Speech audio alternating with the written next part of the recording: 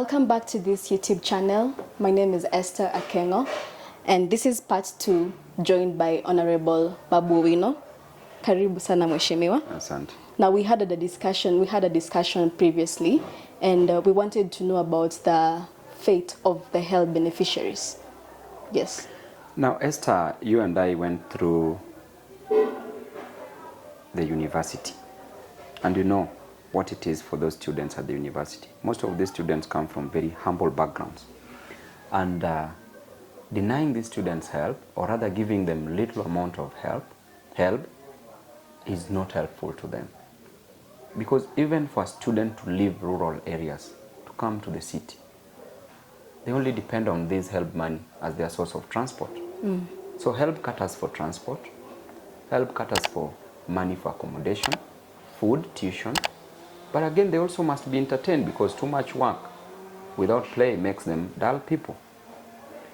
So generally, the help that students are getting as at the moment is not sufficient to cater for their needs on a day-to-day basis. On average, a student gets around 40,000 per year.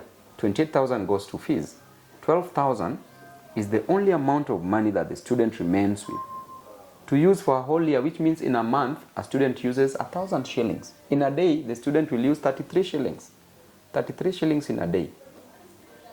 You are living way below $1, which is the poverty level for a normal Kenyan. So this student, you are giving the student 40,000, and again, it doesn't come on time. So this student without help cannot go to class, cannot eat, cannot be accommodated. So this is a student that is losing hope. Then once this student graduates, there is no job. And then the student spends the rest of his time repaying the HELB loan. So the solution is simple. Number one, this government should make HELB a grant, not a loan.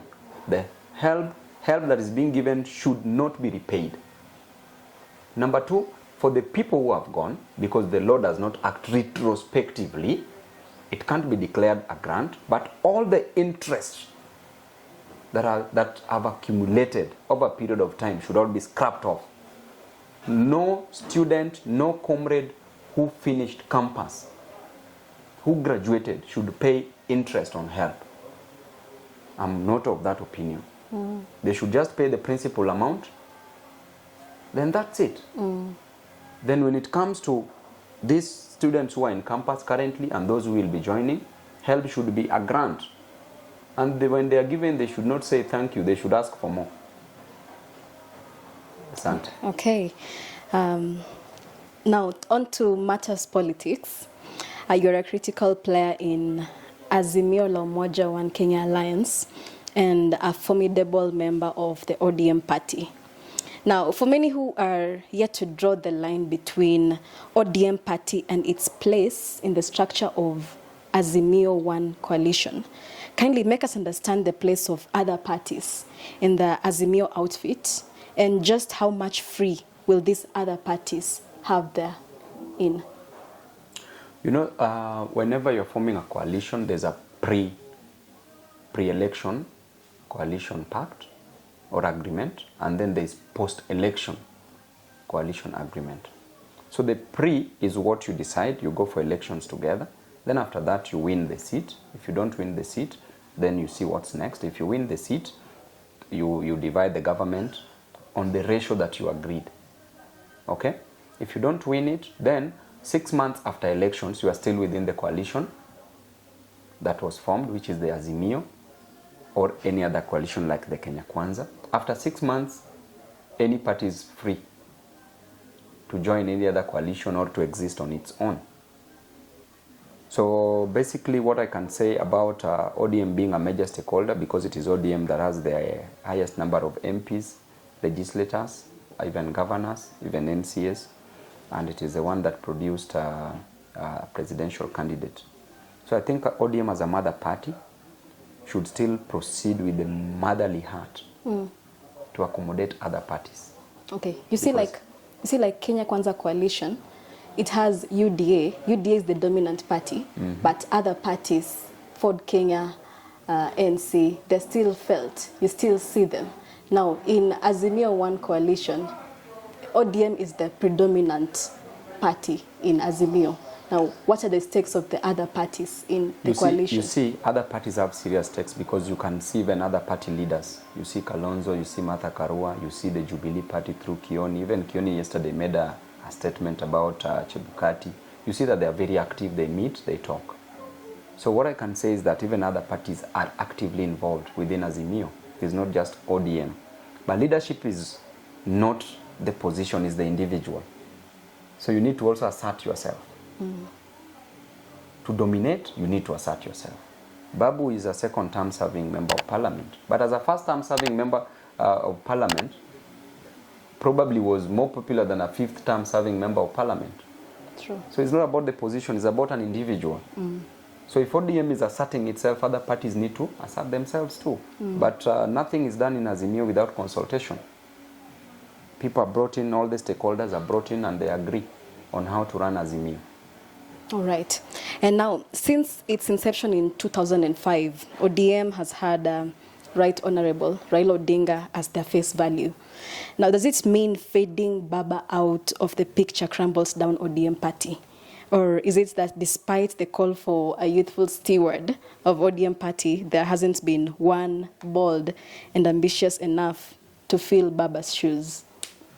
I think Baba is a party leader and is my party leader. I don't think I know Baba is a party leader and my party leader and my leader for that matter.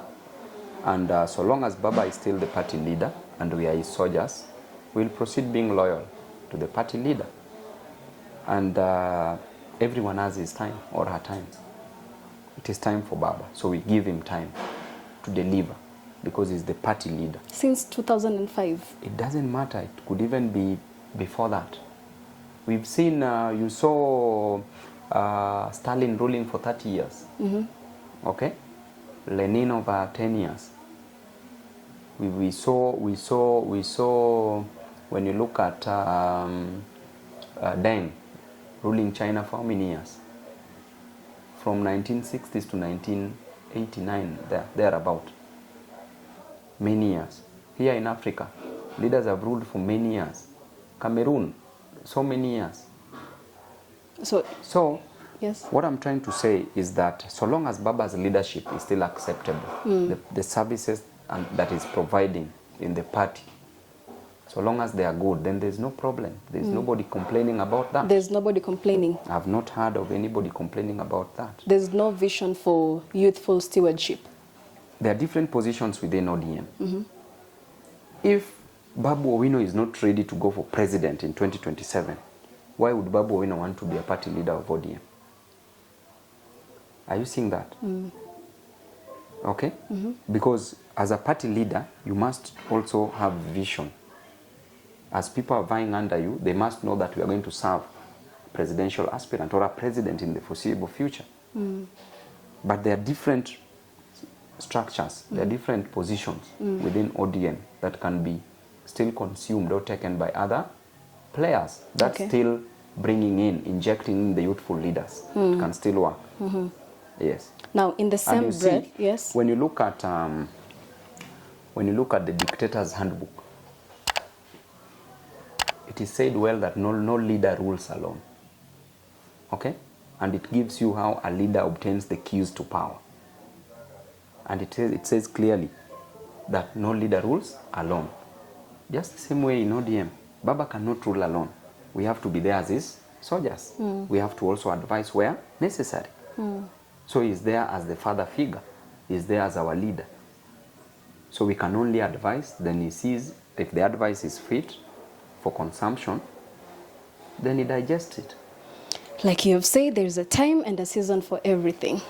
Now, in the same breath, what portends the future of Raila in the political landscape?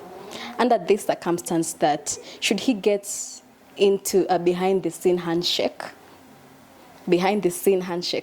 with President Ruto, as speculated by many by now, given that his call for Luo Nyanza led by their leaders to embrace the president? What is his future in that circumstance? I think when it comes to handshake, these are, in Kiswahili they say hizi ni vitu vya ukora. I don't believe in those things, personally also. Because the handshake that we were in just messed us up the other day.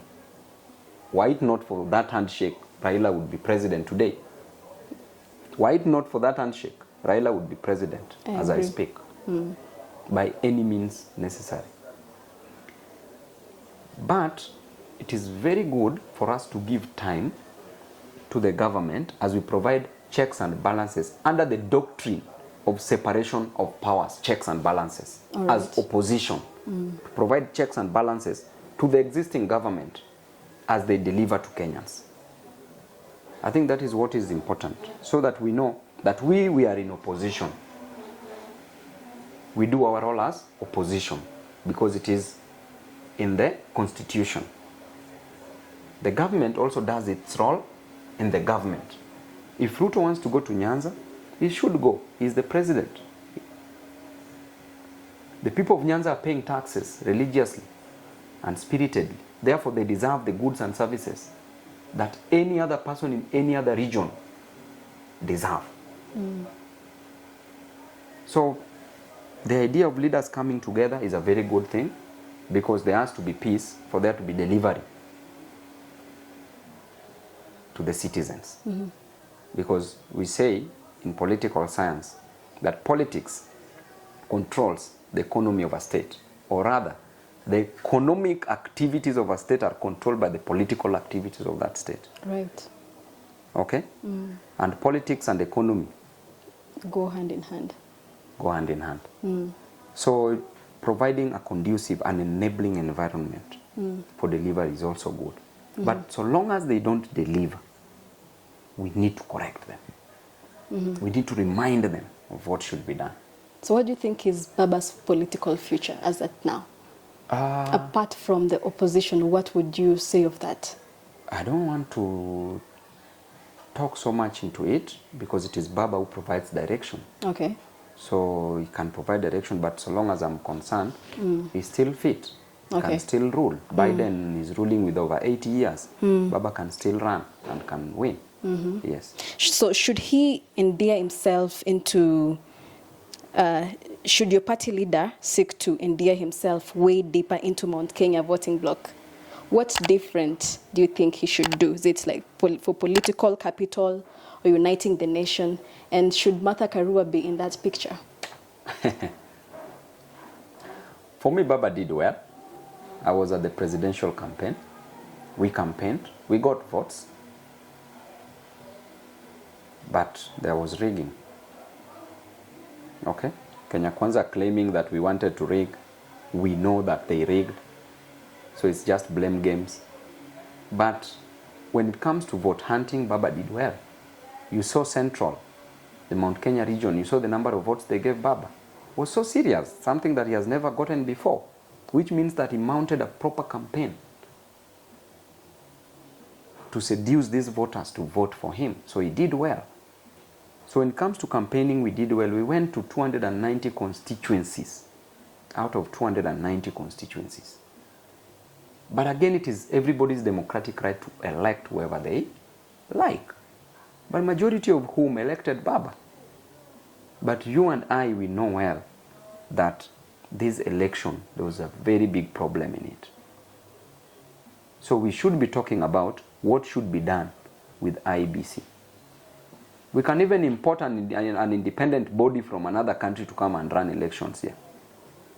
And we should not be threatened by ICC every time. What is ICC? Ati utapelekwa ICC. So what? Si ni human beings ndio nafaa wapelekwe huko, not animals. But we need to one day clean this country once and for all.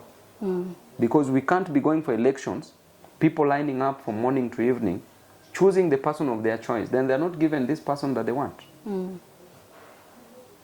So how do you think Baba can, this time, how differently should he approach if he wants to, if he gets into it, how differently should he approach I think Mount Kenya? that is tomorrow's problem.